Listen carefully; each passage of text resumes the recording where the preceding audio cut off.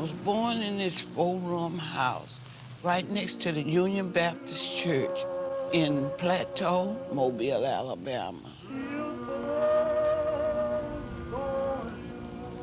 In this house, my grandmother had taught us a whole lot about this history. But me being a little girl, I didn't know that this history was as important as it is.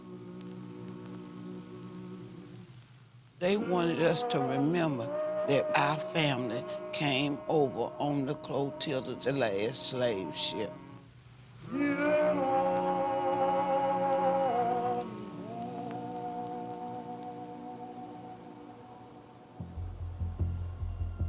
They made a bet down on the Mobile docks that they could bring the ship unseen and unheard because they knew it was illegal.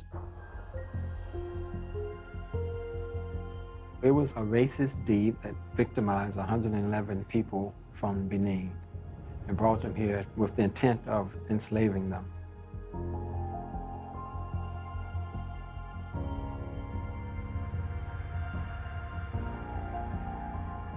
They wanted to make sure nobody's name was connected. So when they burnt that ship, they said no parts of it was left. There's a very powerful descendant community right here in Mobile, Alabama, called Africa Town. Just like our ancestors were rooted. And as we think about how our ancestors here in America, a lot of them lived off of the water. They're trying to reclaim a memory and reclaim identity and reclaim culture that was stolen from them. You had individuals transported against their will to this land. And they had the foresighted vision to start a church, a community, and a school. What more can you ask? They started Africa Town with a meek and humble beginning.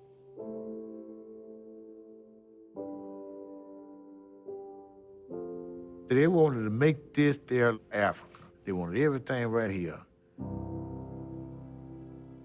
This community at one time was self-sustaining. It had barbershops, grocery stores, cleaners, everything that you needed. We had fruit trees everywhere. Everybody had chickens and gardens. There was always something cooked at somebody's house, and they cooked on wood stoves.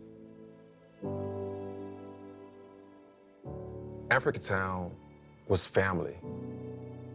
Everyone looked out for each other. It was a place where we had pride.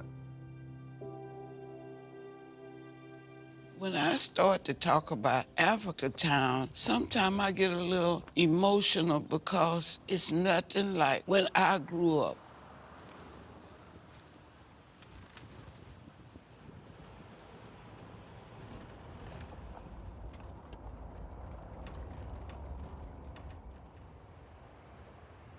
Up until the late 50s, Africa Town was its own incorporated area.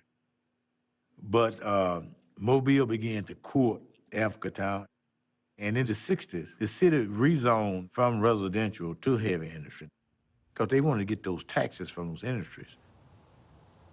So I can understand people in the area feeling as if they have been forgotten because they would just like to bulldoze everything in here, move these 2,000 people out, and just industrialize the rest of it.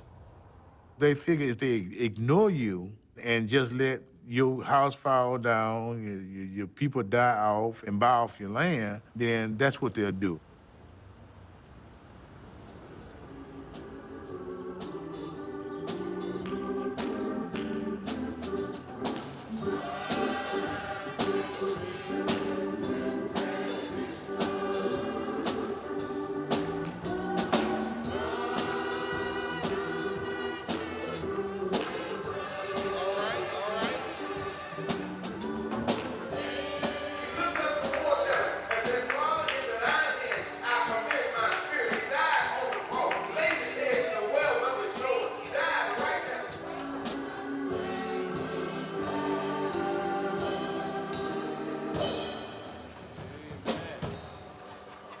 When I first came to Africa Town, I met the congregation I found out that just about every family has someone that they knew or was infected by cancer. Most of the people who were sick, who had been the ones that was playing in this soot and this ash that was falling from the smokestacks of the industry around. When you look around, it's dilapidated homes. No one has put any dollars to open up a store. That's why the hope is gone. There's been economic tragedies, there's been environmental tragedies to a horrific extent. But there are folks who are holding on.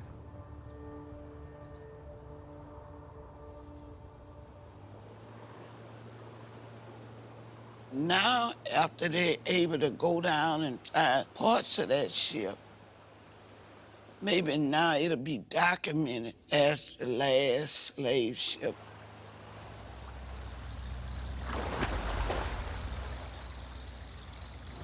This mission is about, again, doing a comprehensive search of all the vessels that's in the stretch of the river.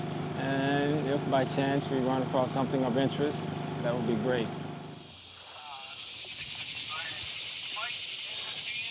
6-inch iron spike, and that was on the wood?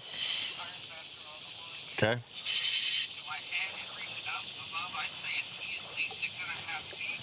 Okay. Are you going down or are you going up? Okay. Feels all wood. Okay.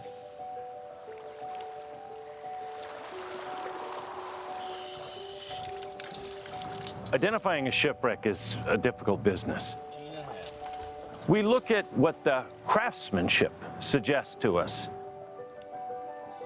There's one target in particular that stands out. It's roughly the same size as Clotilda.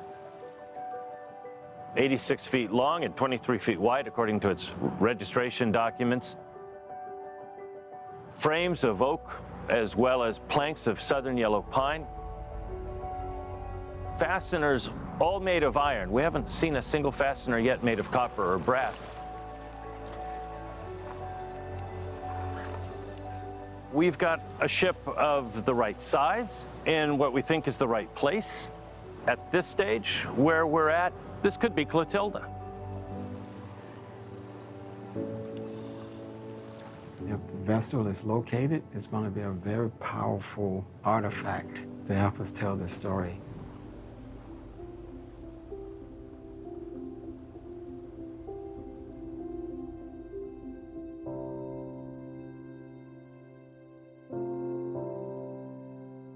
We think that would be one of the most historic finds in America, not just in Africatown.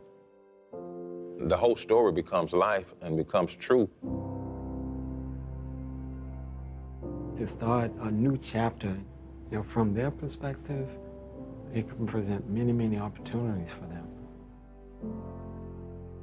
People will get excited about the community, to rebuild it, to give it its prominence. And we'll have the proof that we need to know that we was part of the history of Mobile. We need to tell it, we need to share it, we need to expose it to the world.